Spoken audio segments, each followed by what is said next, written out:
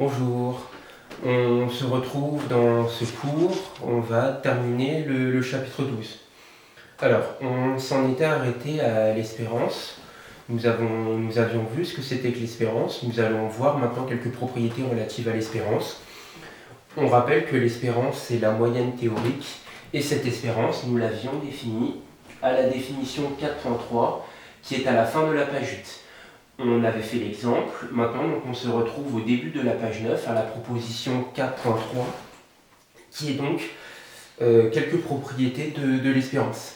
Alors on avait vu que au chapitre 8, l'espérance était linéaire. Là, ça reste encore le cas. Qu'est-ce que ça veut dire linéaire? L'espérance de ax plus b, c'est a espérance de x plus b. Et si x et y sont deux variables aléatoires, on a l'espérance de x plus y qui est l'espérance de x plus l'espérance de y. Alors, il n'y a rien de très nouveau là-dedans en fait. Ces propriétés-là, vous les savez déjà, tout simplement parce que vous connaissez la linéarité de la somme. On l'utilise depuis pas mal de temps maintenant. Ces propriétés résultent uniquement de la linéarité de la somme. Alors, la localisation, on s'en fiche, on va passer. Et par contre, la positivité, c'est quelque chose qui est plus intéressant, mais qui est au final extrêmement logique. Si vous avez une variable aléatoire qui prend des valeurs positives, alors, eh bien, il est logique que votre espérance soit positive. Si vous prenez des valeurs positives, eh bien, la moyenne sera nécessairement positive. Rien de très nouveau là-dedans. Alors, on va passer au théorème 4.1, qui lui par contre est un théorème important, qui est donc le théorème de transfert.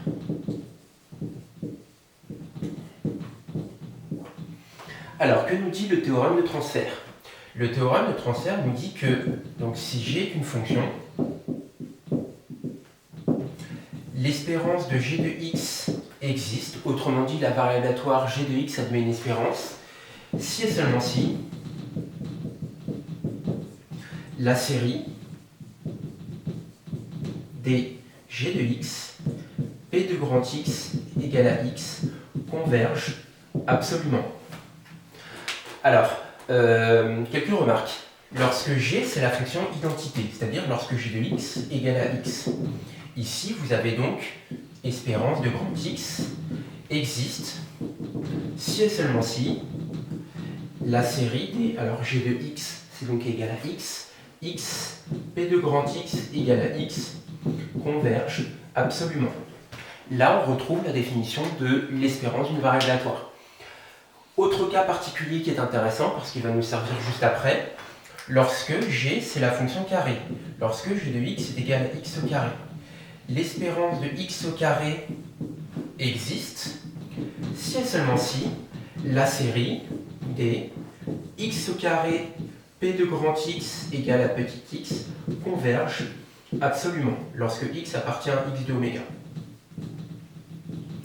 Alors vous noterez que dans cette série-là, x au carré c'est un carré, donc c'est un nombre positif.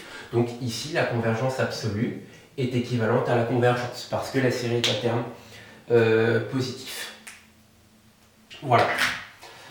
Alors, une autre définition, donc si on passe à la définition 4.4, qui est juste après, moment d'ordre R. Alors, rassurez-vous sur cette définition, elle n'a pas grand intérêt, hein. Mais qu'est-ce que c'est qu'un moment d'ordre R? X admet un moment d'ordre R si la variable aléatoire x puissance R admet une espérance. Voilà. Autrement dit, par exemple, lorsque R est égal à 2, eh bien, ça revient à s'assurer de l'existence de l'espérance de x carré. Bon, tout ça, c'est pas très important. On va même d'ailleurs passer la proposition 4.4. Il y a des choses bien plus intéressantes à faire. Donc, notamment la variance. Alors, qu'est-ce que c'est que la variance? La variance d'une variable aléatoire, c'est ce qu'on appelle son écart à la moyenne. C'est-à-dire que on dit qu'une variable aléatoire admet une variance c'est la définition 4.5, variance. X admet une variance si la variable aléatoire x moins e de x admet une espérance. Alors vous noterez que cette variable aléatoire, c'est un carré, donc cette variable aléatoire, elle est nécessairement positive, clairement. Et donc, on se pose la question de l'existence d'une espérance à cette variable aléatoire. Si elle admet une espérance, pas de problème, on dit que x admet une variance. Et le cas échéant, si elle admet une espérance, on note la variance qui est donc l'espérance de x moins e de x au carré. Voilà la variance. Et on définit aussi l'écart type. L'écart type, c'est la racine carrée de la variance.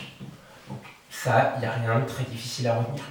L'écart type, on l'appelle traditionnellement sigma, c'est la racine de la variance. Alors, on passe au théorème 4.2, qui est la formule de Koenig-Huygens, qui est donc, en fait, la seule chose que l'on va utiliser en pratique pour calculer la variance d'une variable aléatoire. Alors, le théorème de Koenig-Huygens vous dit que si une variable aléatoire admet une variance, alors la variance, donc théorème 4.2,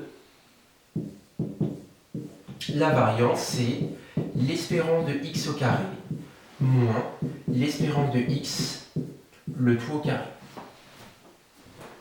Alors, peut-être que ça vous paraît un peu obscur, mais en fait, c'est quelque chose qui est extrêmement simple. Alors, comment on peut passer de cette expression-là à cette expression-là? Eh bien, on va faire la preuve, puisqu'en fait, essentiellement, ce sont des identités remarquables. Alors, par définition, la variance, c'est cette quantité-là. Donc, variance, c'est l'espérance de x moins e de x au carré. Là, à l'intérieur de l'espérance, peut-être que vous reconnaissez une entité remarquable. Donc, c'est effectivement une entité remarquable. A moins b au carré, c'est donc a carré moins 2ab plus b au carré. Voilà, là j'ai développé mon identité remarquable. Et donc maintenant, j'utilise la linéarité de l'espérance. On sait que l'espérance est linéaire, du coup là-dedans je peux casser mon espérance en trois parties. Une première partie, une deuxième partie et une troisième partie. Alors ça nous fait espérance de x au carré, alors moins espérance de 2 espérance de x, x, plus espérance de x, pardon, espérance de x au carré. Alors maintenant, je vais pouvoir utiliser un petit peu encore la linéarité. Vous remarquez que cette quantité-là, 2 espérance de x, ce n'est pas une variable aléatoire, c'est un nombre, c'est une constante. Du coup, cette constante, vous pouvez la sortir par linéarité. Même chose ici, e de x au carré, c'est un nombre, ce n'est pas une variable aléatoire. Ce qui fait que cette quantité-là, vous pouvez la sortir et la mettre devant. Donc ça me donne e de x au carré moins, alors 2, e de x, là, lui, le terme en rouge, je l'ai mis devant, il me reste espérance de x, e de x, plus e de x au carré, espérance de... Alors si j'ai factorisé, ça veut dire qu'il me reste espérance de 1. Alors ici j'ai e de x fois e de x qui me donne donc 2e de x au carré. Et ici j'ai, alors e de 1. Vous avez une variable aléatoire qui prend tout le temps la valeur 1. En moyenne, elle prend quelle valeur? Elle prend la valeur 1. Donc e de 1, ça vaut 1.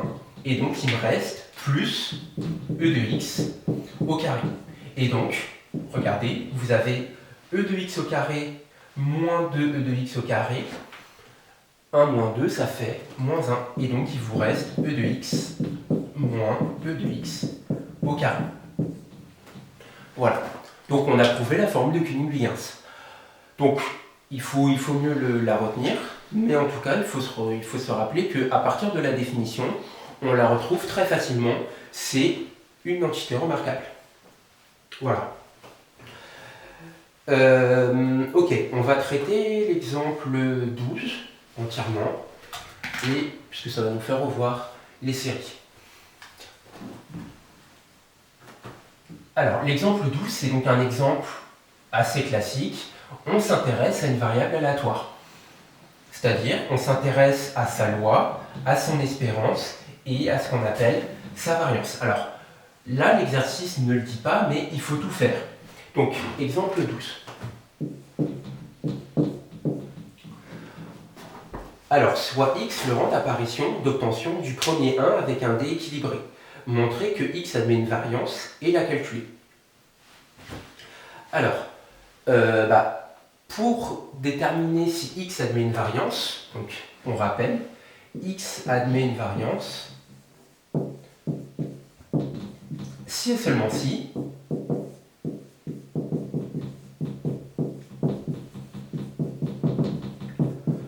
converge absolument.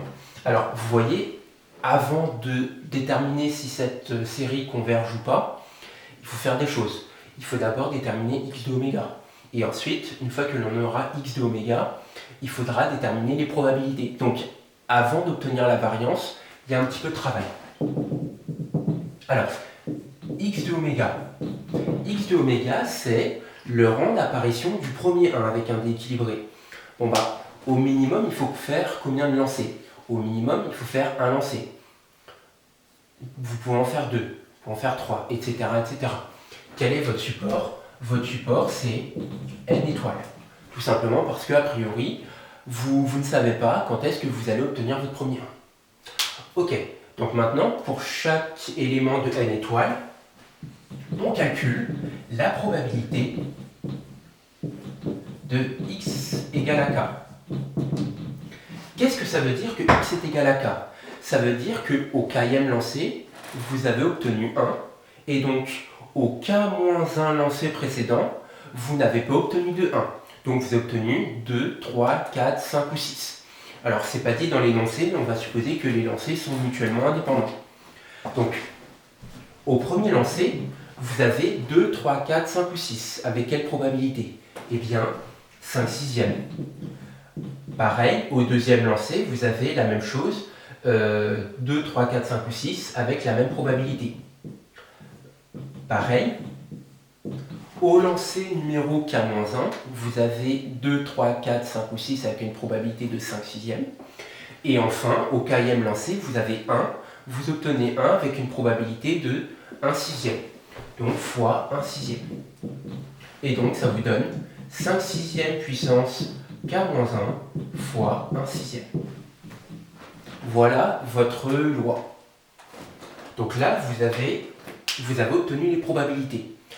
Maintenant, vous allez pouvoir déterminer si votre variable admet ou pas une variance. Alors, du coup,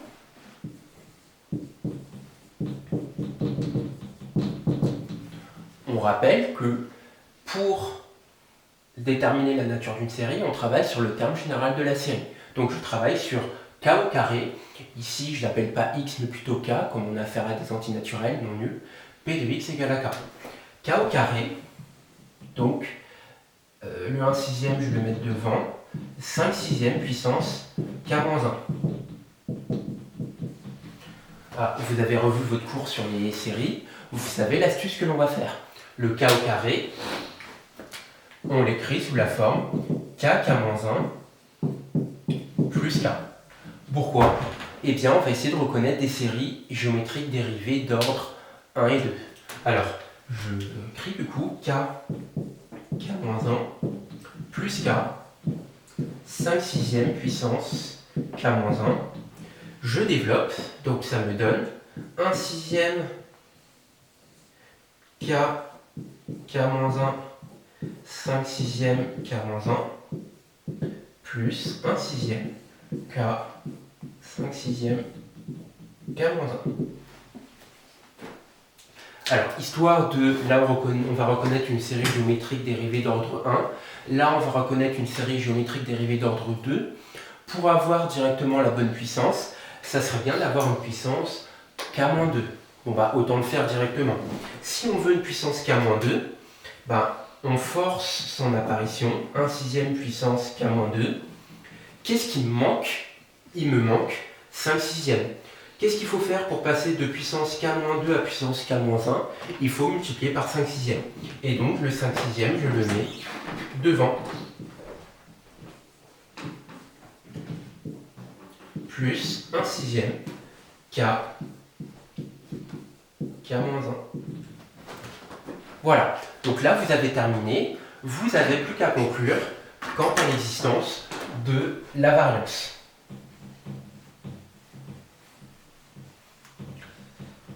Alors, j'ai pris un peu vite. La série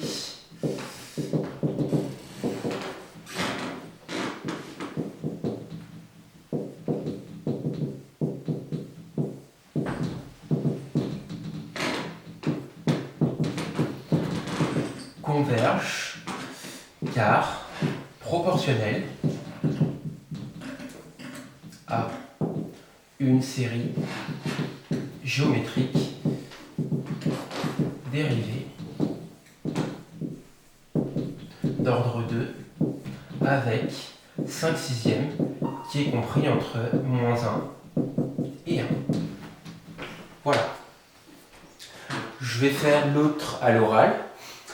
La deuxième, elle converge, la série des 1/6 k 5/6 puissance k-1 converge car proportionnelle à une série géométrique dérivée d'ordre 1 avec la raison 5/6 qui est comprise entre -1 et 1. Donc ici, les deux séries convergent. Donc la série de ça, la série des k au carré p de x égale à k converge. Donc x admet une variance. Ça, je vais l'écrire. Alors ça, je vais l'effacer. Ainsi, la série des k au carré p de x égale à k converge absolument. Donc, x admet une variance. Donc là, vous avez prouvé l'existence de la variance, car vous avez montré que la série des k au carré p de x égale à k converge. Très bien. Maintenant, vous n'avez pas fini le calcul de la variance, mais vous avez prouvé son existence. Alors,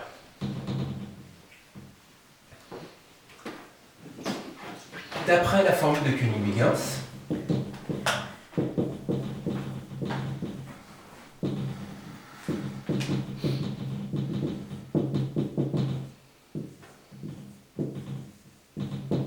je vérifie, évidemment, je me trompe sur l'orthographe, il n'y a pas de H. Bon, bref. La variance, c'est e de x au carré moins e de x au carré. Alors, regardez. Oui, justement, je ne vais pas effacer ça.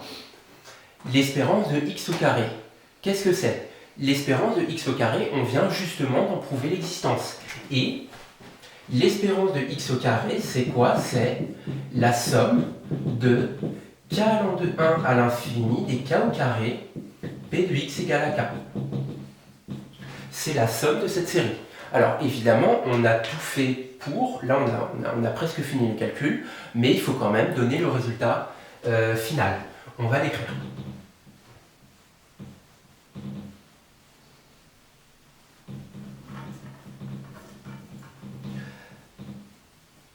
Alors, e de x au carré, c'est donc la somme de k allant de 1 à l'infini des k au carré, p de x égale à k, et on reprend l'expression que je viens d'effacer ici, c'est donc la somme de 1 à l'infini des... Alors on avait dit c'était 1/6 fois 5/6 k, k-1, 5/6 puissance k-2, plus 1/6 k, 5/6 puissance k-1. Et après, on utilise la linéarité pour calculer la somme de cette série. Alors, 1 sixième, donc ça nous fait du 5 sur 6 au carré. Bon, 6 au carré, ça fait 36, ça ne sert à rien de le faire a priori. Et là, on reconnaît donc la somme de 1 à l'infini des k-1, 5 sixième puissance k-2. Et donc, on peut appliquer la formule qui nous donne la formule donc de la somme des séries géométriques dérivées d'ordre 2. Et là, c'est pareil, plus 1 sixième fois 1 moins 5 sixième au carré. Et là, on termine les calculs. On termine les calculs et après, on aura le moment d'ordre 2, c'est-à-dire l'espérance de x au carré. Alors, je vais terminer les calculs ici.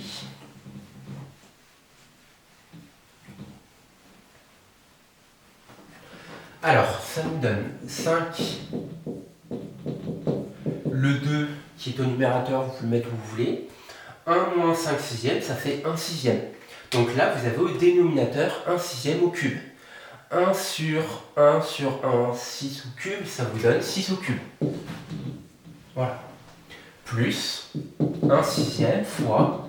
Alors, 1 moins 5 sixième, ça fait 1 sixième. 1 sixième au carré, ça fait donc du 6 au carré. Et donc, vous pouvez simplifier parce que 6 au carré et 6 au cube, ça se barre, ça fait 6. Et ici, 6 et 6 au carré, ça barre, ça fait 6. Qu'est-ce qu'il vous reste? Il vous reste donc 5 fois 2, 10 fois 6, 60. Et 60 plus 6, 66. Et enfin, c'est pas tout à fait terminé. Ainsi.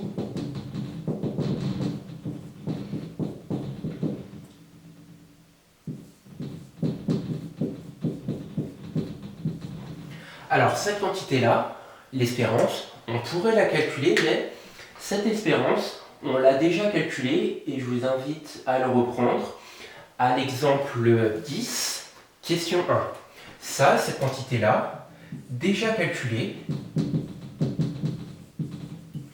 Donc, voir exemple 10, question 1. Et on avait trouvé 6. Donc, ça fait 6 au carré, 66 moins 6 au carré, 66 moins 36. Et donc, on trouve une variance égale à 30. Voilà. Je vous invite vraiment à refaire cet exemple 1 pour vous convaincre qu'on avait bien trouvé 6 comme espérance. Et d'ailleurs, c'est extrêmement logique comme résultat. Si vous lancez un dé équilibré à 6 faces, vous avez donc une chance sur 6 d'avoir 1 à chaque lancer. En moyenne, combien de lancers vous faut-il pour obtenir votre premier 1? Eh bien, il vous faut 6 lancers. Donc c'est pour ça qu'on obtient une espérance égale à 6. Et donc on obtient une variance égale à 30. Voilà. On va passer à la proposition 4.5, qui sont quelques propriétés sur la variance. Alors, pourquoi la variance est un indicateur qui est intéressant? La variance, on vient de le dire, ça, d'une certaine façon, montre ou calcule, quantifie la dispersion, l'écart à la moyenne de votre variable aléatoire. C'est-à-dire que plus vous avez une variance qui est élevée, plus votre variable aléatoire prend des valeurs qui a priori peuvent être éloignées de la moyenne. Si vous voulez, quand vous jouez ou quand vous allez par exemple au casino, bon, vous avez entre guillemets deux stratégies. Peut-être que vous êtes petit joueur, c'est-à-dire que vous préférez avoir un jeu qui vous donne une certaine moyenne. Bon, évidemment, si vous jouez au casino, votre espérance de gain, elle est négative. Vous n'allez pas au casino pour gagner de l'argent. En tout cas, ce n'est pas le but de la maison. Mais si vous êtes petit joueur, eh bien, vous décidez de jouer avec une machine à sous qui a une variance qui est petite. Ça veut dire qu'en moyenne, vous allez perdre de l'argent, mais à chaque coup, vous n'allez pas en perdre beaucoup. Mais vous allez en perdre plus régulièrement. Ou alors, vous êtes plutôt joueur, auquel cas, vous prenez une machine à sous qui, avec une moyenne fixée, c'est-à-dire à chaque tour, en moyenne, vous perdez 1 euro, mais la machine à sous, en fait, elle va donner des écarts qui sont plus grands. C'est-à-dire que quand vous allez gagner beaucoup, mais vous allez gagner évidemment moins souvent. Alors qu'avec l'autre machine à sous, vous allez en moyenne gagner plus souvent, mais des sommes plus petites. C'est à vous en fait de choisir le jeu. Mais entre guillemets, plus vous avez une variance qui est élevée, plus votre risque est grand, mais plus vos gains sont potentiellement importants. C'est à vous de voir. Alors, on s'égare. Bref, proposition 4.5. Alors, propriété de la variance. Alors, on vient de le dire, donc propriété numéro 2, la variance c'est un écart, donc c'est une valeur qui est positive. Première propriété, la variance de ax plus b, c'est a carré, variance de x. Attention, a carré, hein, c'est pas le a. Et vous remarquez que le b n'intervient pas. Troisième propriété, la variance c'est nul, si et seulement si la variable aléatoire elle est constante. Alors sans démontrer cette propriété, même si c'est pas très dur, c'est extrêmement logique. Imaginez que, on se rappelle, la variance quantifie l'écart à la moyenne. Vous avez un écart à la moyenne qui est nul. Prenez quoi? Vous prenez une valeur qui est constante égale à votre moyenne. Donc, vous êtes une variable aléatoire certaine, une variable aléatoire constante. Et enfin, comme ça, on termine ce chapitre. Quelques définitions qui ne serviront absolument pas, rassurez-vous. Alors, on dit qu'une variable aléatoire elle est centrée lorsque son espérance est nulle. On dit que la variable aléatoire elle est réduite lorsque la variance vaut 1. C'est du vocabulaire. Alors, chose intéressante, la variable aléatoire x moins e de x, elle est centrée. C'est-à-dire qu'elle est d'espérance nulle. C'est complètement immédiat. Imaginez que vous avez une série statistique, vous lui retranchez son espérance, vous lui retranchez sa moyenne. Quelle est la nouvelle espérance? Bien 0. Et enfin, cette variable aléatoire-là, elle est, on l'appelle traductionnellement x étoile, elle est centrée réduite. Qu'est-ce que ça veut dire centrée réduite? Son espérance vaut 0 et sa variance vaut 1. Rassurez-vous, on s'en fiche. Ok, du coup, on a terminé le chapitre. Donc les prochaines vidéos, ça va consister à faire des exercices. Pour la prochaine fois, je vous invite à regarder les exercices 188 et 196, donc de la feuille d'exercice. On les corrigera du coup dans la prochaine vidéo. Et sur ce, je vous dis donc à bientôt.